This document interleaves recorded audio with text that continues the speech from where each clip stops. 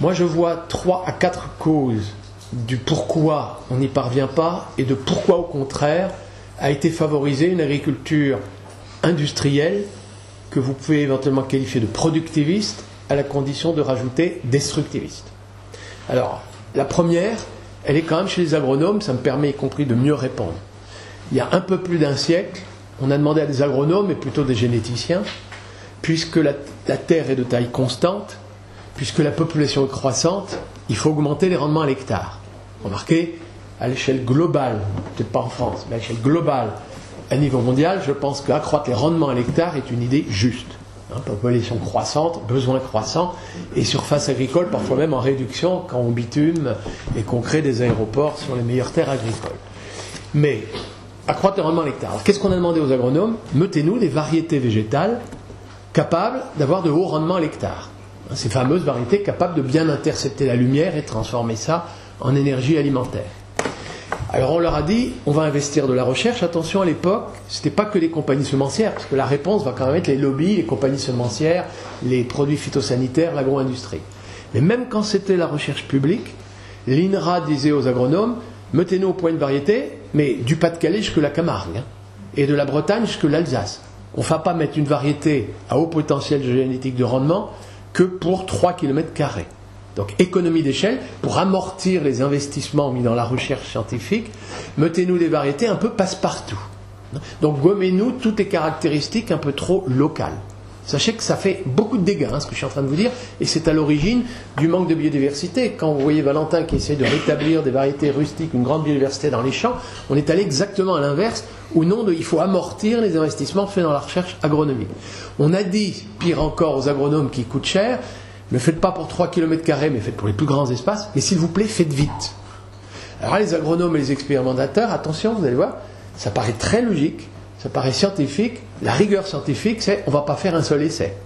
Il va falloir faire beaucoup d'essais, et pour ne pas tromper les agriculteurs, on va vérifier que quand on va faire nos essais dans la station expérimentale, 95% des fois, la variété qu'on va qualifier d'améliorer, alors quand on commence à parler de variété améliorée, on devient normatif, l'agronome qui dit le meilleur, mais on va vérifier que 95% des fois, cette variété a donné un rendement supérieur à toutes les autres. Et inutile de vous dire que quand vous êtes agronome expérimentateur et que vous avez cette obligation de faire vite, avec l'exigence de 95% des fois, votre angoisse, c'est que dans la nuit, les sangliers traversent la parcelle expérimentale et piétinent les variétés. Les sangliers ne choisissent pas les variétés à piétiner. Et s'ils piétinent la variété à haut potentiel génétique de rendement, vous n'arrivez pas à démontrer vos 95% des fois. Inutile de vous dire, aujourd'hui, toutes les parcelles expérimentales sont soigneusement clôturées contre les sangliers et contre les faucheurs volontaires, pour qu'il n'y ait pas de dégâts occasionnés aux essais. Et le drame, c'est qu'aussi on a voulu se protéger contre les chenilles. Si vous voulez avoir la rigueur pour pouvoir démontrer que telle variété est améliorée, il ne faut pas qu'à un endroit, le supplément de rendement ou le plus faible rendement est lié à un nombre différent de chenilles. Il faut qu'il y ait le même nombre de chenilles sur toutes les parcelles expérimentales. Et les agronomes ne vont pas compter le nombre de chenilles. Ils vont faire 0 chenille. Et on avait un outil remarquable, l'insecticide. Puis il ne fallait pas que dans la parcelle expérimentale, il y ait plus de nématodes qu'à un autre endroit. C'est pas grave, on avait le nématicide. Il ne fallait pas qu'à un endroit il y ait plus d'araignées, acaricide. Il ne fallait pas qu'à un endroit il y ait plus de mauvaises herbes, herbicide. Il ne fallait pas qu'à un endroit il y ait plus de champignons, fongicide. Bref, les agronomes sont arrivés très vite à mettre des variétés capables de donner de très hauts rendements à l'hectare, capables de diffuser partout, à la condition que partout il y ait 0 chenille, 0 araignée, 0 insecte, 0 mauvaise herbe, bref, bourré de produits ancides, des produits qui tuent. C'est tout l'inverse de la coccinelle qui neutralise les pucerons. Là, on tue le puceron et malheureusement on tue aussi la coccinelle. Et quand un jour vous avez un puceron résistant aux pesticides, il prolifère parce qu'il est tout seul, le mutant résistant, et il n'a pas les coccinelles pour se neutraliser. Et qu'est-ce qu'on a fait? On a dit c'est pas grave, on va mettre une deuxième molécule pesticide. Et donc de rustine en rustine, on va avoir des choses qui consomment de plus en plus de produits ancides. Puis éventuellement on parlera des OGM, c'est un peu un autre sujet, mais c'est la dernière des rustines qu'on s'est inventée pour corriger le fait qu'on emploie beaucoup de pesticides. Voilà. Donc ça, première cause, et ça sachez que c'est très fort, dans les premières causes de ce qui nous arrive avec l'agriculture industrielle, les agriculteurs aujourd'hui ne disposent que d'un faible nombre de variétés dites améliorées inscrites au catalogue, c'est tout sauf la sélection paysanne dont parlait Valentin tout à l'heure, et ils n'ont pas grand-chose d'autre disponible et qui sont très exigeantes en intrants chimiques, pas seulement en engrais, parce qu'évidemment il ne fallait pas non plus qu'il y ait une différence de fertilité naturelle, donc ça a été sélectionné avec abondance d'engrais. Voilà, ça c'est une chose, et aujourd'hui de plus, comme maintenant la recherche semencière n'est plus publique, elle est soumise à des compagnies multinationales, inutile de vous dire que les exigences c'est pour tout le monde entier, c'est plus de la Camargue au Pas-de-Calais, désormais c'est si vous avez un maïs BT Monsanto, c'est le monde entier qui doit être inondé de la même chose. Voilà. Deuxième chose, c'est plus facile à raconter, c'est l'agro-industrie. Quand vous investissez dans un abattoir de canards, un atelier de découpe, tout est traité par un robot. Et le robot, il y a plusieurs étapes. On plume, on épile, on éventre, on éviscère, on découpe, plus tard on ensâche. Il n'y a rien de plus horrible pour un industriel de voir que quand, pour le robot, il y a un canard un peu trop petit, on essaye de le plumer, on n'y arrive pas, et quand on l'éventre, il y a encore des plumes. Vous en avez un qui est gros, dès qu'on les plume, il est éventré. Ça, il faut que les canards aient tous la même forme, le même poids, la même alimentation. On leur apporte les canetons, tous apparentés, parce qu'on a fait la même chose en production animale qu'en production végétale, sélectionner quelques races, lignées, et donc les canards sont tous apparentés, la même nourriture, livrés le même jour, la même alimentation. Et aujourd'hui, vous avez compris, et avec l'histoire du cheval dans le bœuf, il y a même des agro-industriels qui demandent un produit standard, ils l'appellent matière première, ils l'ont même appelé minerai. Vous avez dû entendre parler de minerai de cheval.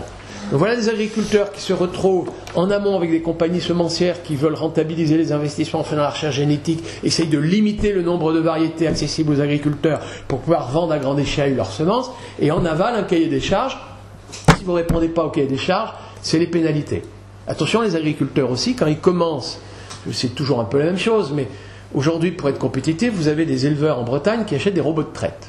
Je vais vous dire que ça coûte extrêmement cher, ils s'endettent pour acheter ça, et il leur faut absolument agrandir leur troupeau, il leur faut absolument amortir leur investissement. Et si je leur dis que pour sauver les abeilles, parce que dans l'agriculture de conservation, on va devoir penser à conserver les abeilles et pas seulement les sols, si je leur dis que pour les abeilles, ce serait bien qu'il y ait une diversité de rotation, du lin, etc., dans la rotation, les gens ils vont me dire, mais monsieur, on ne va pas acheter un matériel spécifique pour arracher du lin, alors qu'on est déjà endetté avec le matériel pour le lait. La Bretagne s'est spécialisée tout lait, enfin lait dans tout élevage, cochons, volailles et ruminants, c'est d'ailleurs ça qui fertilise les algues vertes, l'urine de tous ces animaux-là. Et dans le bassin parisien, pourquoi on n'a que des céréales et plus d'élevage? C'est que les gens ils ont investi dans du matériel agricole, ils n'ont pas envie maintenant qu'on leur demande de mettre de l'élevage dans le bassin parisien.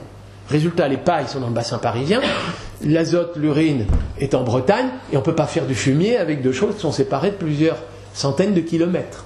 Donc voilà, mais tout ça, c'était des raisonnements microéconomiques justes. À quoi se rajoute peut-être la quatrième cause, je vous le dis tout de suite, qui nous amène directement à la politique, c'est la politique agricole commune. La politique agricole commune au lendemain de la Deuxième Guerre mondiale, elle a mis des droits de douane à l'importation quand on était déficitaire en céréales, sucre et produits laitiers. On a mis des droits de douane à l'importation du blé nord-américain et des modes de beurre de Nouvelle-Zélande.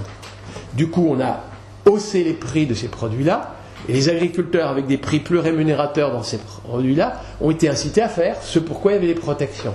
Ça veut dire aussi qu'ils ont été dissuadés de faire des protéines végétales pour lesquelles on n'a pas mis les mêmes droits de douane. Pire, on a même à un moment signé des accords avec les États-Unis, le Brésil et l'Argentine, de s'interdire de mettre des droits de douane pour la fabrication de protéines végétales sur le territoire européen. Résultat, la France est dépendante pour les 2/3 de l'importation de soja et de tourteaux de soja en provenance du Nouveau Monde, et l'Europe, des 27, elle est dépendante pour les 3/4. C'est-à-dire qu'on ne fabrique pas chez nous les engrais azotés par la voie biologique avec des protéines, soit on fertilise le blé, je disais, avec de l'urée, de l'ammonitrate et du gaz naturel, donc coûteux en énergie fossile, soit on va aller chercher l'azote de l'air brésilien pour que nos animaux urinent et fertilisent les algues vertes. Mais sachez que tout ça, c'était des raisonnements microéconomiques justes. C'est maintenant qu'on découvre que le lait pas cher nous coûte très cher, il faut payer des impôts pour retirer les algues vertes, il faut payer des impôts pour épurer les eaux, que les légumes pas chers bourrés de pesticides vont sans doute coûter, pour des générations un peu plus jeunes que la nôtre, pour les jeunes qui ont été exposés entre in utero jusque la puberté, ces jeunes qui ont été exposés à ces molécules en acide, on leur prévoit une espérance de vie en bonne santé de 10 ans inférieure à notre génération. Et la réforme des retraites alors? Et nous, notre réforme des retraites, c'est-à-dire Alzheimer, Parkinson, sclérose en plaques, cancer de la prostate pour les hommes, sans doute 10 ans avant les gens de notre génération. On va vous dire, c'est pas avéré statistiquement, effectivement, il faut attendre 30 ans pour vérifier. Mais est-ce que vous allez attendre 30 ans pour commencer à promouvoir une agriculture inspirée d'agroécologie, alors que les alternatives techniques existent? C'est-à-dire que techniquement, vous avez vu que je pense que l'un et l'autre, et ça a été démontré par des cas concrets, on est techniquement optimiste. Mais politiquement, quand vous avez investi dans une compagnie semencière, il n'est plus question de revenir à la semence paysanne. Quand vous avez investi dans un abattoir, vous voulez une matière première, il n'est pas question de laisser les agriculteurs diversifier, de venir avec n'importe quel canard. Quand l'agriculteur lui-même investit dans une salle de traite, il n'a pas envie d'investir dans d'autres matériels pour diversifier et sauver les abeilles. Mais vous savez, l'agriculture de conservation, c'est aussi conserver les abeilles. Et il y a des effets de seuil, c'est un peu comme pour l'humus. Quand l'humus d'un sol diminue, dans un premier temps, on ne le voit pas. On met un peu plus d'engrais chimiques. Puis au bout d'un certain temps, le sol devient complètement érodable. Et bien les abeilles, dans un premier temps, c'est la production de miel qui a diminué de moitié au cours des 15 dernières années en France. Et puis l'effet de seuil, c'est les poiriers, les pommiers et beaucoup de plantes qui risquent de ne plus être fécondées. Et ça, eh bien écoutez, tous les gens qui ont investi en amont, en aval et même parfois dans l'agriculture, qui se sont spécialisés, ils n'ont pas très envie d'entendre ce que je suis en train de vous raconter. Et on ferme les yeux, on joue la politique de l'autruche. Donc c'est vrai que politiquement, il nous faut gagner un combat en faveur de l'agroécologie. Il paraît que le ministre Stéphane Le Foll veut faire de l'agroécologie, la France, un leader de l'agroécologie. On va voir s'il donne tous les moyens nécessaires. Mais vous l'avez compris que le combat, il est contre des lobbies hyper puissants. Il y a une révolution culturelle à défendre. Alors d'abord dans le landerneau des agronomes, je vous le dis tout de suite, c'est y compris dans le domaine des agronomes qu'il faut mener cette révolution culturelle. Attention au niveau agriculteur, c'est en voie de changer. Moi je connais des agriculteurs qui, il y a 5 ans encore, me disaient, mais monsieur Dufumier, là, votre agriculture bio, c'est l'âge de pierre, quoi, c'est la bougie. Maintenant les gens me disent, non mais monsieur Dufumier, c'est très intéressant ce que vous racontez, mais c'est beaucoup trop sophistiqué. Alors, je sens la même résistance, vous avez raison. Il y a une culture, il y a une réticence à ce virage à 90 degrés qui pour eux présente apparemment beaucoup de risques, s'il n'y a pas la certitude d'être bien rémunéré pour une agriculture qui exigera de toute façon plus de travail, mais il y a quand même l'idée aujourd'hui que c'est moderne, que ce n'est pas l'âge de pierre. Et là, ça évolue. Lentement, beaucoup trop lentement, beaucoup d'agriculteurs biologiques ou inspirés d'agroécologie dont on parle se sentent méprisés. Le voisin qui dit « mais t'as vu ta parcelle, comment elle est sale ?» Et l'autre n'ose pas dire « mais attends, peut-être que cette herbe abrite un insecte auxiliaire, un ravageur d'un ravageur. » Même s'il le sait, il n'a pas le tonus, vu la façon dont l'autre regarde sa parcelle en lui disant « mais ta parcelle elle est sale », ça veut quasiment dire « mais mon mec, t'es boueux, toi-même t'es sale. » Voilà, c'est vrai qu'il y a beaucoup de choses. Je pourrais rajouter des éléments. Pour quand même 30 ans de vivre dans une région agricole, les choses ont beaucoup changé, mais ça a changé de façon différente. Donc la rapidité d'évolution des mentalités est différente d'une région à une autre. Je suis originaire de Picardie, d'une zone très intensive de Picardie qu'on appelle le Santerre. Et là, effectivement, les pulvérisateurs sortent et on n'ose pas dire aux paysans encore que c'est trop. Et pourtant, ils en mettent plein de pesticides sur les pommes de terre et sur les betteraves. Mais si vous prenez d'autres zones de France, et je pense en particulier au Pays de Loire, où l'agriculture est plus diversifiée, où dans le domaine des productions végétales, on s'est rendu compte plus vite peut-être des alternatives, des possibilités par exemple de très bien vivre avec du vin bio. Il y a des agriculteurs qui font du vin bio sur de plus petites surfaces et qui le vendent beaucoup plus facilement. Et même en grande culture, les évolutions sont différentes. Donc, il y a des régions, par exemple la région Pays de Loire, comme la région Aquitaine, c'est la première en termes de superficie en bio en France. Le bassin parisien est beaucoup moindre. Donc les évolutions vont être différentes selon les régions, vont être différentes aussi selon les demandes des consommateurs.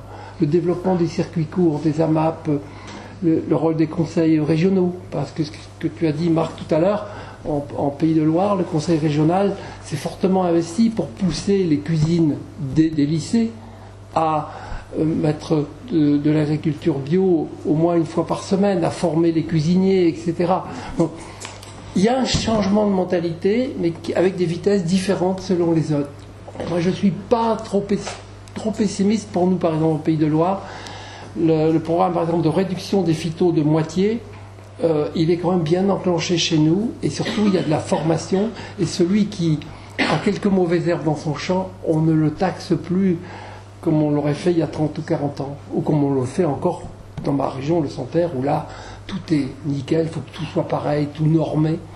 Le bon agriculteur, c'est celui qui a tout fait, et on ne peut pas imaginer dans le Santerre de mélanger les blés comme moi je l'ai fait pendant 20 ans, quoi. Mais ne soyons pas trop pessimistes. Les agriculteurs sont quand même capables d'évoluer s'il y a quelques mesures incitatives et de la formation.